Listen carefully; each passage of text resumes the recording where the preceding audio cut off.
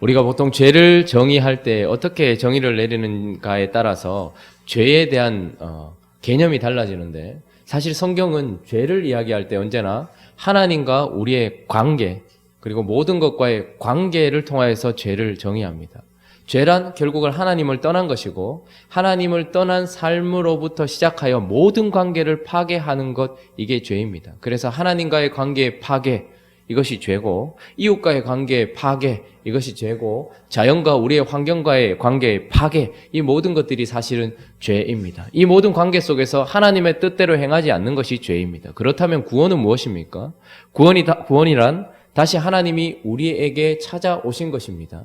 그래서 그리스도의 십자가로 말미암아 우리가 거룩해지고, 그리스도께서 보내신 영으로 말미암아 우리가 살게 되어 하나님과의 관계가 회복되는 것으로부터 시작하여 우리에게 주어진 모든 관계를 다 회복하는 것, 이것이 바로 구원인 것입니다. 그래서 로마서 12장은 이제 구원받은 자들의 삶에 대한 이야기를 하면서 모든 관계의 시작 이 되시는 하나님으로부터 시작하여 모든 관계 회복에 대하여서 힘쓰라라고 이야기를 합니다. 그래서 12장 1절을 시작할 때 형제들아, 그러므로 형제들아, 내가 하나님의 모든 자비하심으로 너희를 권하노니 라고 이야기하면서 하나님의 긍휼과 자비로 구원받은 자로서 하나님께 거룩한 산제사를 드리라라고 얘기하면서 하나님과의 관계 회복에 대해서 이야기를 하고, 그리고 원수들과의 관계에 대해서 이야기를 하고, 우리가 어떻게 살아야 되는지에 대한 이야기를 하고, 오늘 본문은 또한 13장부터 시작하면서 이제 권세들의 관계, 그러니까 나라의 권세들과 어떤 관계를 맺어야 되는가에 대해서 이야기를 해주고 있는데, 하나님은 국가 권력에 대하여서, 국가 권위에 대해서 복종해야 된다라고 우리에게 말씀하고 계십니다. 자, 1절 한번 읽어보겠습니다. 시작.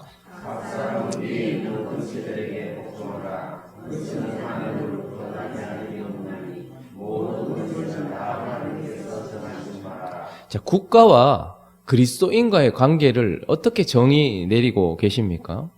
많은 시대마다 극과 극을 달리기도 했고 그 중도를 지키기도 했는데, 크게 국가 안에 교회가 복종해야 된다라고 얘기하는 국가 만능론이 있습니다. 그러니까 국가가 위에 있고 교회는 그 밑에 있다는 거예요. 교회는 국가의 통치를 받아야 된다라고 생각하는 이론이 국가 만능론입니다. 그런데 그 정반대는 신정론이죠. 교회가 국가의 권력을 다스려야 된다, 이렇게 이야기하는 때도 있었습니다.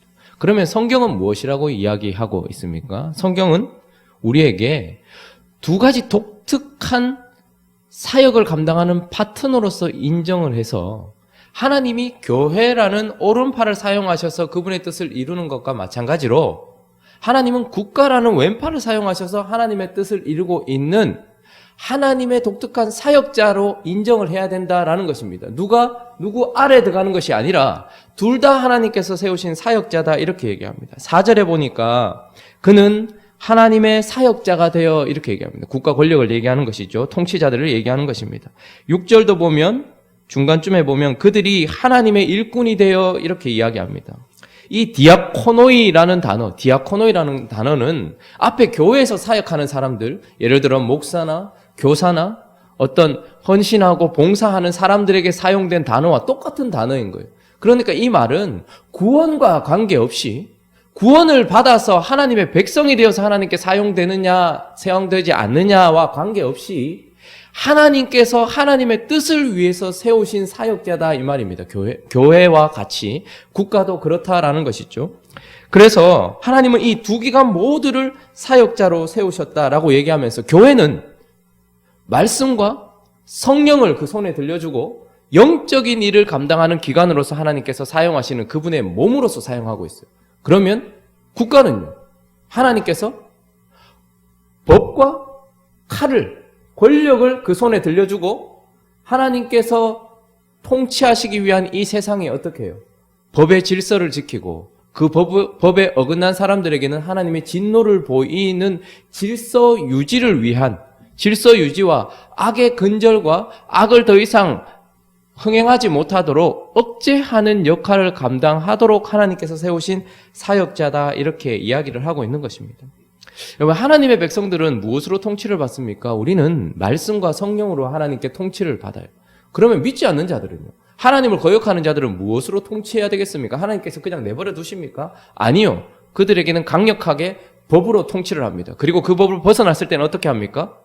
그들에게 강력한 제재를 가함으로써 국가 권력이 칼이 그것을 제재하도록 만드는 것입니다. 우리는 하나님이 말씀하시면 멈춰서기도 하고 성령께서 우리에게 감동을 주시면 하나님의 통치를 받으려고 하죠. 그러나 성령이 없고 구원받지 못하는 많은 사람들이 있어요. 그런 사람들은 하나님께서 통치를 하지 못하시는 것이 아니라 강력하게 법으로 규제를 합니다. 나라마다 독특한 법들이 있긴 하지만 대부분 다 공통된 어떤 정신을 가지고 있죠. 그래서 하나님께서는 하나님이 뜻하시는 법들을 각 나라마다 두셨고 그 나라의 법을 벗어날 때면 어떻게 합니까? 강력한 제재를 가하시면서 법으로도 통치하시면서 죄를 억제하고 계신다라고 이야기를 하고 있는 것이죠. 그러므로 우리 믿는 자들에게 하나님께서는 교회만이 아니라 국가 권력도 하나님께서 세우신 것이고 그 권세도 하나님께로부터 나왔다라는 것을 인정하고 그 나라에 대해서 세상 속에 사는 그리스도인으로서 그 나라의 권세에 복종해야 된다라고 우리에게 이야기를 해주고 있는 것입니다. 우리는 하나님 나라의 백성으로서 하나님의 말씀과 성령의 통치를 받고 있지만 우리는 우리에게 두신 국가의 한 백성으로서 또한 그 법의 통치를 받고 있는데 그 법 또한 그리고 그 법을 집행하는 칼을 들고 있는 권세자들 또한 하나님께서 세우셨다는 것을 인정하고서 거기에 대하여 복종하고 순종해야 된다라고 우리에게 이야기를 해주고 있습니다. 그런데 문제는 이것이죠. 국가를 통치하는 국가 권력자와 국가의 권력이 법을 어긋나게 집행하거나 잘못되어서 부패되었을 때도 우리가 복종해야 되는가? 이것이 문제인 것입니다. 국가에 복종하라는 말은 알겠는데 국가가 국가다워야지 이런 생각을 합니다. 교회가 하나님의 말씀과 성령을 벗어나서 부패한 때가 있습니다. 마찬가지로 국가도 정의와 법의 실현에서부터 벗어날 때가 많이 있습니다. 그러면 어떻게 해야 하는 것입니까? 그때에도 복종을 해야 되는 것입니까? 하나님 그때에는 절연하게 거부해야 된다라고 이야기를 하고 있습니다. 왜냐하면 1절을 다시 보시면 각 사람 위에 있는 권세들에게 복종하라. 권세는 다 어떻게 해요? 하나님께로부터 났다라는 거예요. 모든 권세는 다 하나님께서 정하셨어요. 그래서 권세자들은 하나님이 하나님의 뜻대로 질서를 유지하고 이 땅의 평화를 유지하고 죄를 억제하고 악을 처벌하기 위해서 세우신 하나님의 사역자란 말입니다. 그런데 그런 사역자들이 하나님으로부터 벗어났을 때 그리고 잘못된 것을 주장할 때에는 절연히 거부해야 된다라고 우리에게 말해주고 있습니다. 사도들이 복음을 전했을 때에 사내들인 공의의 국가 권력이었죠. 그 권세들이 복음을 전하지 말라라고 얘기했을 때 사도들이 어떻게 했습니까? 사람들의 말을 듣는 것이 옳으냐 하나님의 말을 듣는 것이 옳으냐 너희는 판단하라. 우리는 보고 들은 것을 전하지 않을 수 없다라고 얘기하면서 절연하게 거부한 것을 보게 됩니다. 중세 가톨릭 교회가 부패하고 하나님의 말씀과 성령을 떠났을 때에 개혁가들은 어떻게 합니까? 절연히 그것에 대하여 거부합니다. 7가지의 성례를 통해서 구원받는 것이 아니라 우리는 오직 예수 그리스도와 그분으로 말미암는 의로 구원받는다라고 얘기하면서 절연하게 거부하는 것이죠. 국가 권력이 하나님의 뜻에서 벗어났을 때는 절연하게 거부하라라고 우리에게 말씀해주고 있습니다. 히브리 3파에게 바로라는 최강력한 국가 권력이 히브리 남자아이를 놓을 때마다 그들을 죽이라라고 얘기했을 때 그들은 하나님이 두려워서 그 바로의 권세에 복종하지 아니하였다라고 얘기합니다. 사드락과 메삭과 아벳느고에게 금신상을 세워놓고 엎드리라고 얘기했을 때에도 그들은 절연하게 그것에 대하여 거부하게 됩니다. 느부갓네살 이외에 신상에게 기도하는 것 이외에 다른 신에게 기도하지 말라라고 얘기했을 때 다니엘은 끝까지 그것을 거부하면서 원래 하던 대로 3번 하나님께 창을 열고 기도했다라고 얘기합니다. 그런데 문제는 이것입니다. 이런 거부 가운데서 하나님이 정하신 법을 넘어가면 안 된다는 거예요. 하나님께서 세우신 권세자들이 하나님의 법을 넘어서서 잘못했을 때 우리가 거부해야 되는 것은 맞지만 그러나 그 거부가 폭력이 되어지고 암살이 되어지고 그것이 어떤 선동이 되어져서는 아니 된다라고 이야기를 하고 있습니다. 그래서 우리에게 중요한 것은 이것입니다. 하나님의 뜻을 벗어났을 때에 교회나 국가가 하나님의 뜻을 벗어났을 때에는 절연히 거부해야 되지만 그러나 거기까지인 것입니다. 거기까지인 것이죠.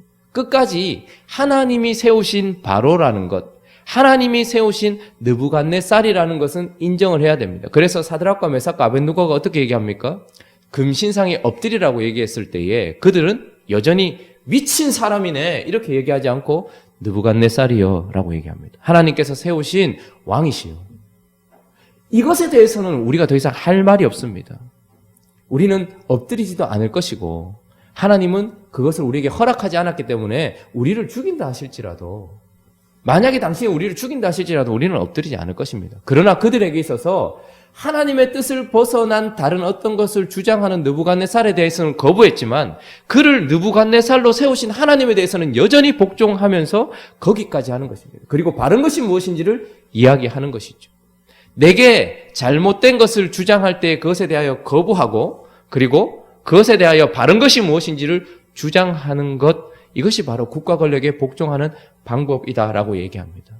사울이 하나님을 떠났고 하나님의 신이 사울을 떠났을 때에 사울은 거의 미친 사람처럼 귀신 들리기도 하고 잘못된 정치를 행하기도 하고, 그래서 사위인 다윗을 죽이려고 했지만 그 국가 권력이 다윗을 죽이려고 했을 때에도 다윗은 어떻게 합니까? 그를 기름 부으셔서 세우신 하나님을 인정했기 때문에 그에게 손을 대지 않고 대신에 잘못됐다라는 것을 거부하면서 피하는 것이죠. 그래서 교회가 부패했을 때에, 그리고 산헤드린 공의회가 하나님을 버렸을 때에 그들은 그것을 떠나서 그것에 대하여 거부하는 것까지 했다라는 것과, 중세교회가 부패했을 때에 그 교회에서 떠나서 우리는 개혁교회를 세웠다라는 것과, 그리고 국가 권력이 잘못을 계속해서 주장할 때에 그들 앞에서 그것을 거부하고 생명을 내놓아야 한다 할지라도 그곳에서 서서 하나님께 복종하는 것, 그것이 바로 국가 권력에 복종하는 방법이다라고 이야기를 하고 있는 것입니다. 자, 그래서 국가 권력에 복종해라라고 이야기합니다. 왜냐? 국가도 하나님께서 세우신 디아코노이라는 거예요. 하나님의 사역자라는 거예요. 하나님이 구원과 관계없이 고레스를 세우셔서 이스라엘 백성들을 다시 예루살렘으로 데리고 가시는 데 사용했습니다. 그리고 성전을 짓도록 해 주었죠.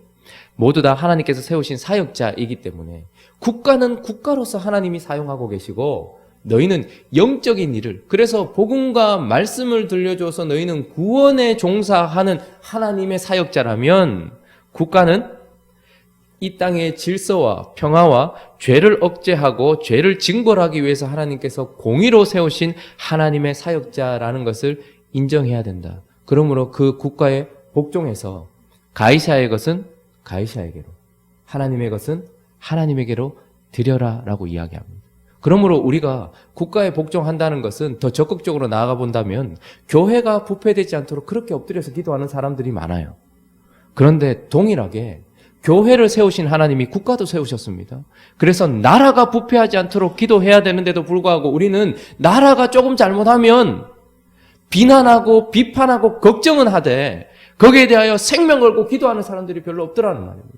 오직 구원을 위해서만 기도하는데, 물론 좋은 일이지만 하나님은 구원과 관계없이 이 땅의 평화와 질서와 죄의 억제를 위해서 세우신 사역자들도 있어요. 그래서 사도 바울을 통해서, 그리고 하나님은 바벨론에 갔을 때에도 그 나라를 위해서 기도하라고 얘기합니다. 그 통치자들을 위해서 기도하라고 얘기합니다. 그것은 그들이 갑자기 변화되어서 그들이 예수 믿고 갑자기 모든 나라를 기독교적으로 만들고 이걸 위해서 기도하라는 것이 아니라 하나님이 세우신 대로 국가 권력은 법의 통치를 받으면서 이 법을 잘 시행하도록 기도를 해야 됩니다. 여러분, 국가가 왜 이렇게 썩었냐라고 말하기 전에 우리는 왜 이렇게 기도하지 않느냐라고 우리 자신을 탓해야 합니다.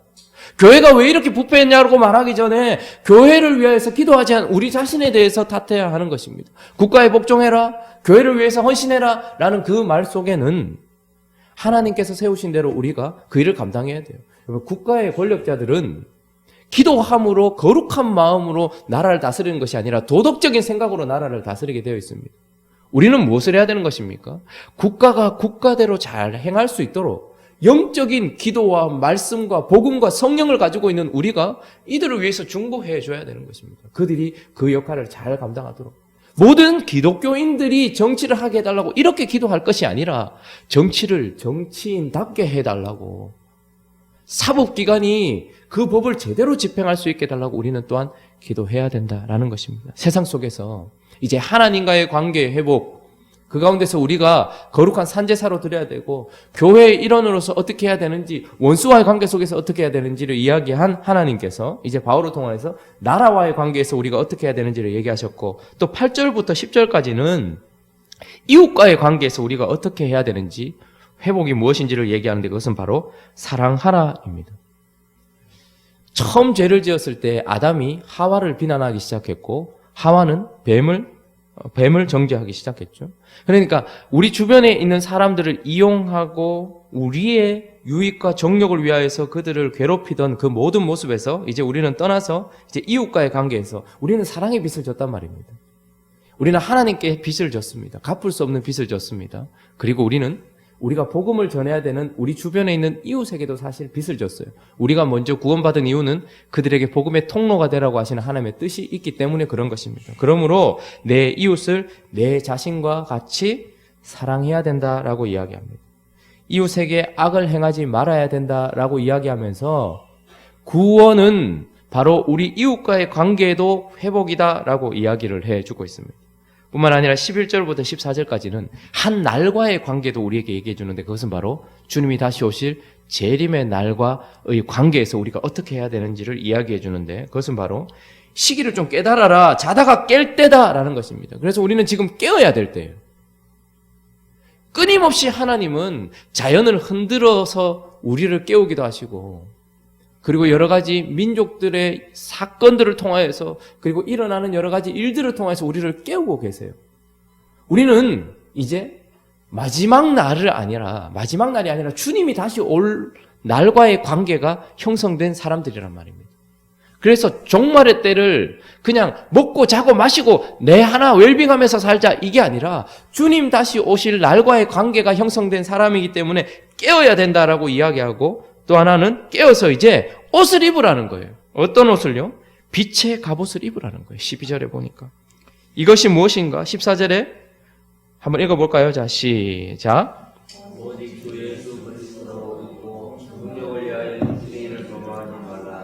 우리는 한 날을 기다리고 있기 때문에 예복을 준비해야 된다라고 얘기합니다. 그것은 무엇입니까? 빛의 갑옷이요 그리스도로 옷 입는 것입니다. 그리스도로 옷 입는 것이 무엇입니까? 거룩하고 정결한 생활이라는 것입니다. 왜 우리가 그렇게 살아야 됩니까? 우리는 왜 하나님과의 관계를 회복해서 하나님께 드리고, 교회의 관계 속에서 믿음에 따라서 각각 주신 은사에 따라서 교회를 섬겨야 되고, 원수도 사랑해야 되고, 국가에 복종해야 되고, 왜 이웃을 사랑해야 됩니까? 이 모든 것들이 사실은 한 날과의 관계에서부터 나오는 것입니다. 우리는 그날 주님을 볼 것이기 때문에 그런 것입니다. 그래서 깨어 있어야 된다라고 얘기하고, 깨었으면, 이제 잠자리에서 깨었으면 나가서 옷을 입어야 될 것 아닙니까? 그래서 그리스도로 옷 입어라 라고 이야기하면서 깨어서 정결한 삶을 살아야 된다라고 얘기합니다. 왜? 이제 곧 임박한, 우리가 처음 믿을 때보다 더 주님 오실 날이 가까웠고 우리는 점점점 하나님 앞으로 가고 있기 때문이다 라고 이야기를 하는 것입니다. 여러분, 구원이라는 것은 죄로부터 구원받았다라는 것, 지옥으로부터 구원받았다라는 것은 하나님으로부터 시작된 모든 관계가 회복되는 것입니다. 그래서 우리가 알고 있는 진리가 우리의 마음을 적셔서 찬양으로만 그치지 아니하고 12장부터 시작되는 모든 실질적인 삶의 변화를 가지고 와야지 그것이 바로 내 속에 있는 구원이 진짜라는 것을 드러낸다라는 것입니다. 하나님께서 십자가로 말미암아 우리를 거룩하게 하셨고 그분의 영으로 말미암아 우리를 살아있게 하셨습니다. 그러므로 이 세상 속에서 우리가 살아야 될 것들을 기억해야 합니다. 나라를 위해서 기도하고 이웃을 사랑하고 깨어서 우리가 옷을 입을 때에 노아의 시대에 노아가 그러했던 것처럼 한 날을 바라보면서 노아가 깨어서 그리스도로 옷 입고 자기의 일상 속에서 그렇게 삶으로 말미암아 경종을 울렸던 것처럼 우리는 이 시대의 알람이 되어서 이 시대에 왜 그렇게 삽니까? 라고 얘기할 때에 하나님 때문입니다 라고 말할 수 있는 세상 속에 그리스도인으로 살아가는 우리 모두가 되기를 예수 그리스도의 이름으로 축원합니다. 우리 함께 기도할 때에 예수를 나의 구주로 삼으셨습니까? 성령과 피로써 거듭났습니까? 그러면 우리는 세상 속에서 그리스도인으로 살아야 된다라는 것을 기억하면서 오늘은 나라를 위해서 좀 기도했으면 좋겠습니다. 물론 열방을 위해서 기도해야 되겠지만 우리를 대한민국 국민으로 태어나게 하신 하나님께서는 이 나라의 정치와 경제와 사회와 문화와 국방과 모든 영역이 그리스도의 뜻대로 돌아가야 되는데 우리의 기도를 통해서 그렇게 하신다는 것을 기억하면서 나라와 교회를 위해서 기도하고 우리 가정을 위해서 기도하고 또 말씀을 생각하시면서 각자의 기도 제목들을 가지고 기도하시다가 돌아가면 되겠습니다. 기도하겠습니다.